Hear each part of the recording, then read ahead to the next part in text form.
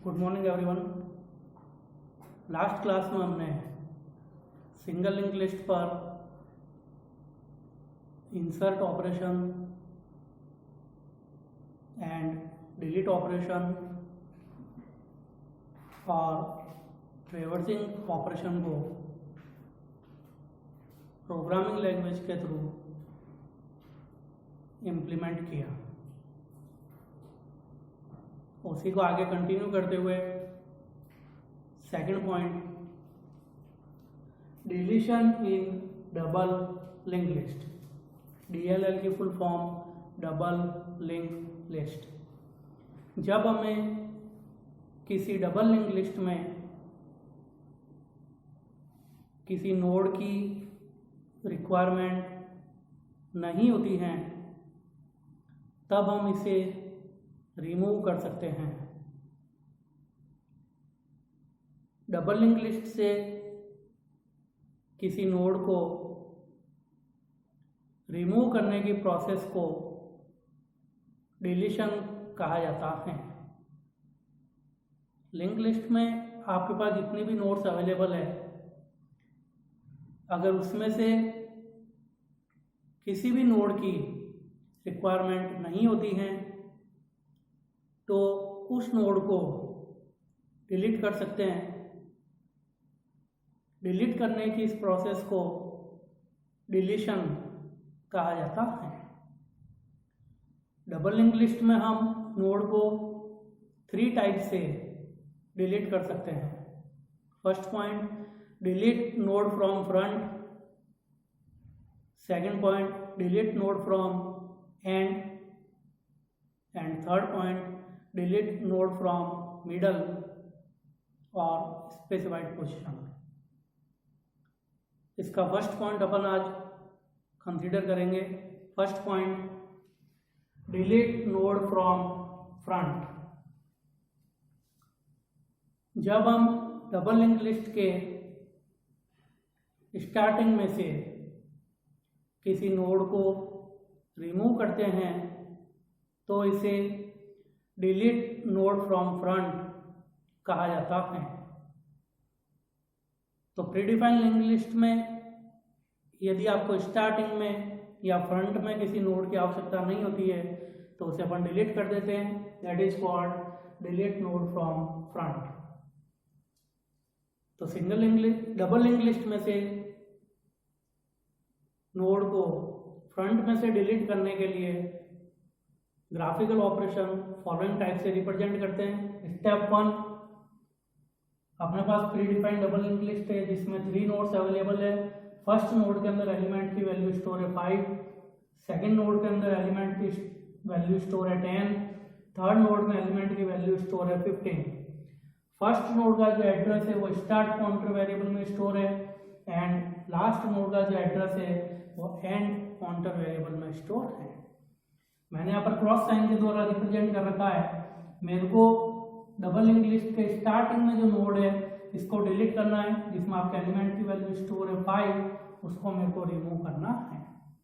तो यह किस प्रकार रिमूव होगा?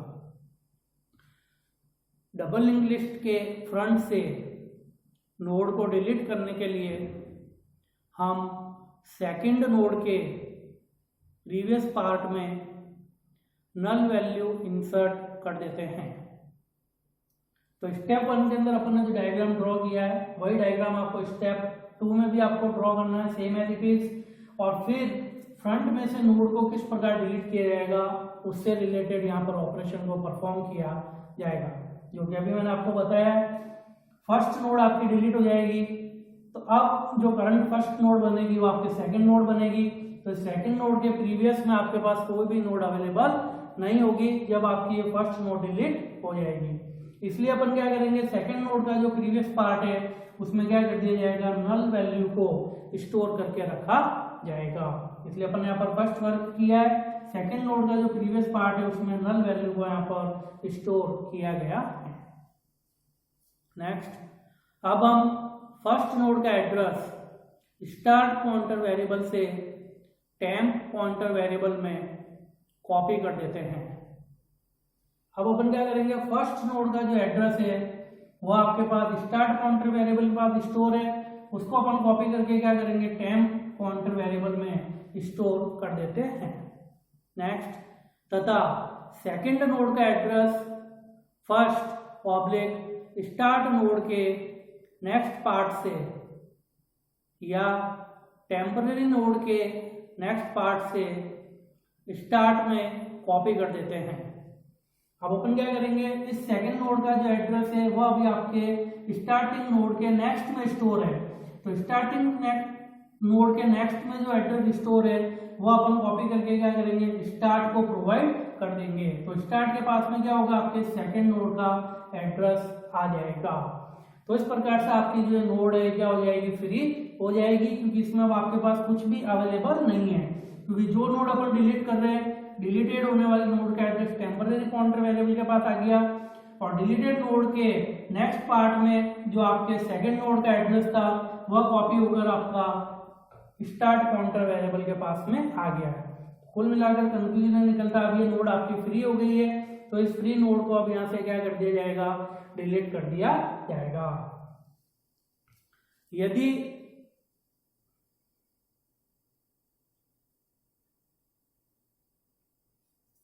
नोड फ्री हो जाती है तो अब हम डिलीटेड नोड की मेमोरी को फ्री कर देते हैं। यदि हमारी लिंक लिस्ट में एक भी नोड अवेलेबल नहीं है तो हम स्टार्ट और एंड में नल वैल्यू स्टोर कर देते हैं। अगर आपके पास इस लिंक में कोई भी नोड अवेलेबल नहीं होती, ओनली एक ही नोड अवेलेबल होती, तब अपन स्टार्ट पॉइंटर वेरिएबल और एंड पॉइंटर वेरिएबल में नल वैल्यू को स्टोर कर देते हैं। फाइनली कंक्लूजन, अब आपके पास फ्रंट में जो नोड है इसका एड्रेस टेम्पररी नोड के पास में आ गया, और फ्रंट के नेक्स्ट में जो एड्रेस था वो आपके स्टार्ट पॉइंटर वेरिएबल के पास में आ गया है, तो आपके फ्रंट वाली नोड फ्री हो गई।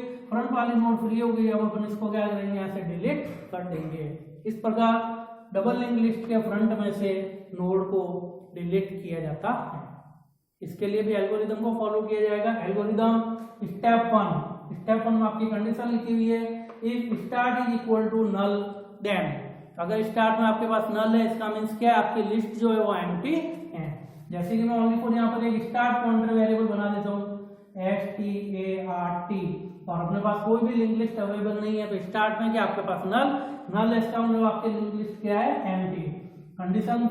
अब इसी ऑपरेशन को अपन इस पर फॉलो करते हैं, if start is equal to null, तो स्टार्ट में आपके पास नल है क्या, नहीं, कंडीशन फॉल्स होती है, आपका कंट्रोल जो एल्सिफ पार्ट पर आ जाएगा और एल्सिफ पार्ट में लिखेगी कंडीशन को अगेन चेक करेगा। अपन यहाँ पर कंडीशन लिखी स्टार्ट एरो से next equal to null, start के नेक्स्ट में नल है क्या, तो अपन चेक करेंगे ये आपका स्टार्ट पॉइंटर वेरिएबल जो फर्स्ट नोड को इंडिकेट करेगा, इसके नेक्स्ट में नल, तो इसके नेक्स्ट में नल नहीं है, तो ये भी आपकी कंडीशन फॉल्स हो गई।